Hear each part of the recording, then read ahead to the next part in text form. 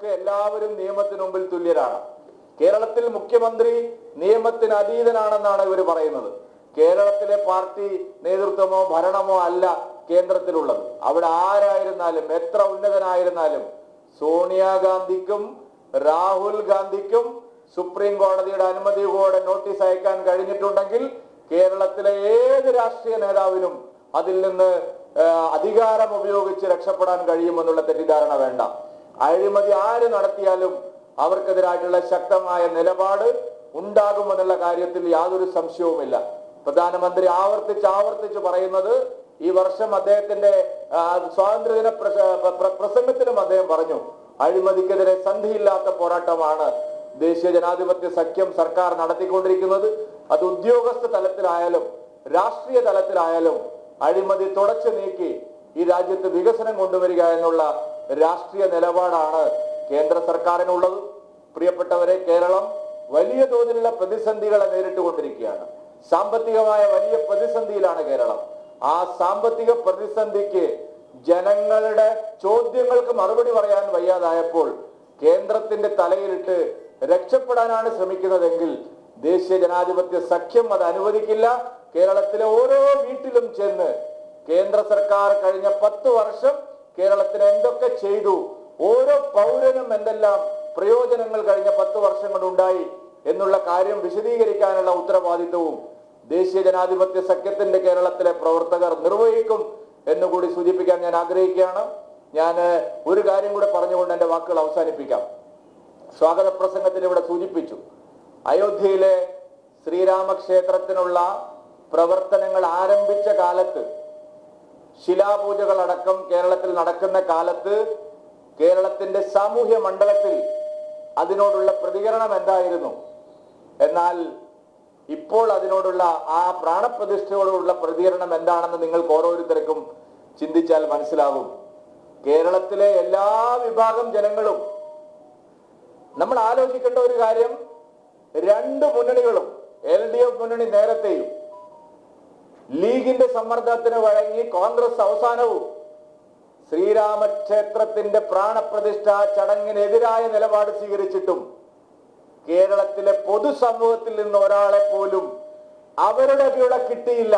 ഭരണമില്ലാത്ത, MLA മാരില്ലാത്ത, MP മാരില്ലാത്ത NDAയുടെ നിലപാടിനൊപ്പമാണ് കേരളത്തിലെ പൊതുസമൂഹം ഒറ്റക്കെട്ടായി നിൽക്കുന്നത് എന്നുള്ള കാര്യം നാം മനസ്സിലാക്കണം. SNDP യോഗത്തിന്റെ ജനറൽ സെക്രട്ടറി പറഞ്ഞ വാക്കുകൾ ഞാൻ ആവർത്തിക്കുകയാണ്. അദ്ദേഹം എന്താണ് പറഞ്ഞത്? ശ്രീരാമക്ഷേത്ര നിർമ്മാണത്തിനെതിരായി നിൽക്കുന്നവരാരായാലും വിശ്വാസികളുടെ ശക്തമായ മലവെള്ളപ്പാച്ചിലിൽ അവർ ഒലിച്ചു പോകുമെന്നാണ് SNDP യോഗത്തിന്റെ ജനറൽ സെക്രട്ടറി പറഞ്ഞത്. അത് വ്യക്തമായ ഒരു സന്ദേശമാണ് കേരളത്തിന്. നായർ സർവീസ് സൊസൈറ്റിയുടെ ജനറൽ സെക്രട്ടറി ആദരണീയനായ ശ്രീ സുകുമാരൻ നായർ പറഞ്ഞു, അഭിമാനമാണ് കേരളത്തിലെ ഓരോരുത്തർക്കും, കേരളത്തിലെ ഓരോ വിശ്വാസി സമൂഹത്തിനും അഭിമാനമാണ് അയോധ്യയിലെ പ്രാണപ്രതിഷ്ഠ. ധീവരസഭ, അനേകം സമുദായ സംഘടനകൾ, കേരളത്തിലെ പ്രസിദ്ധരായിട്ടുള്ള സാഹിത്യ നായകന്മാർ, ചലച്ചിത്ര താരങ്ങൾ, സാമുദായിക സംഘടനാ നേതാക്കൾ, രാഷ്ട്രീയത്തിന് അപ്പുറത്തും ഇപ്പുറത്തുമുള്ള നിഷ്പക്ഷരായിട്ടുള്ള കോടിക്കണക്കിന് ആളുകൾ ഒറ്റക്കെട്ടായി പറയുന്നു, അയോധ്യയിലെ പ്രാണപ്രതിഷ്ഠയ്ക്ക് നിങ്ങൾ എല്ലാവരും അന്നേ ദിവസം ക്ഷേത്രങ്ങളിൽ വലിയ തോതിലുള്ള നാമജപങ്ങൾ നടത്തണം. വൈകുന്നേരം എല്ലാ വീടുകളിലും ആരാധനാലയങ്ങളിലും ദീപം തെളിയിച്ചുകൊണ്ട് ഐക്യദാർഢ്യം പ്രഖ്യാപിക്കണം. ഞാൻ എല്ലാവരോടും അഭ്യർത്ഥിക്കുകയാണ്, ജനുവരി 22-ാം തീയതി കേരളം കണ്ടിട്ടുള്ള ഏറ്റവും വലിയ ഒരു വിശ്വാസി സമൂഹത്തിന്റെ കൂട്ടായ്മ രൂപപ്പെടുത്താൻ എല്ലാ NDA പ്രവർത്തകന്മാരും മുന്നോട്ട് വരണം. ഇത് ഹിന്ദു മത സംഘടനകളുടെ മാത്രം ഒരാവശ്യമല്ല. അങ്ങനെ ആരും തന്നെ അതിൽ നിന്ന് പുറംതിരിഞ്ഞ് നിൽക്കേണ്ട ആവശ്യമില്ല. എനിക്ക് എല്ലാ NDA ഘടകകക്ഷികളോടും ആവശ്യപ്പെടാനുള്ളത്, അഭ്യർത്ഥിക്കാനുള്ളത്, എല്ലാ പ്രാദേശിക ക്ഷേത്രങ്ങളിലും നിങ്ങൾ എല്ലാവരും അന്നേ ദിവസം നടക്കുന്ന പ്രാർത്ഥനാ യോഗങ്ങളിൽ പങ്കാളികളാവണം.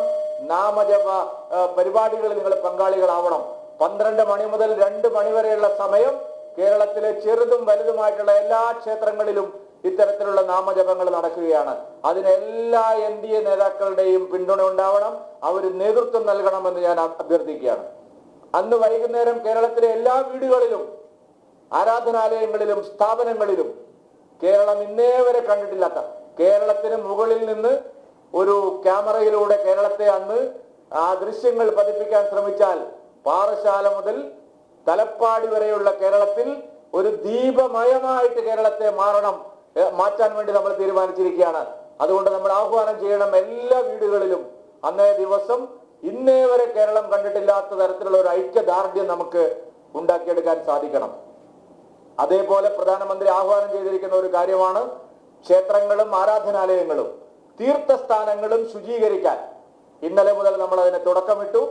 BJP പ്രസിഡന്റ് എന്നുള്ള നിലയിൽ എറണാകുളത്തപ്പൻ ക്ഷേത്രത്തിന് മുന്നിലാണ് നമ്മൾ അതിന് തുടക്കം കുറിച്ചിരിക്കുന്നത്. ഈ വരും ദിവസങ്ങളിൽ ഒരാഴ്ചക്കാലം എല്ലാ NDA നേതാക്കളും അവരവർ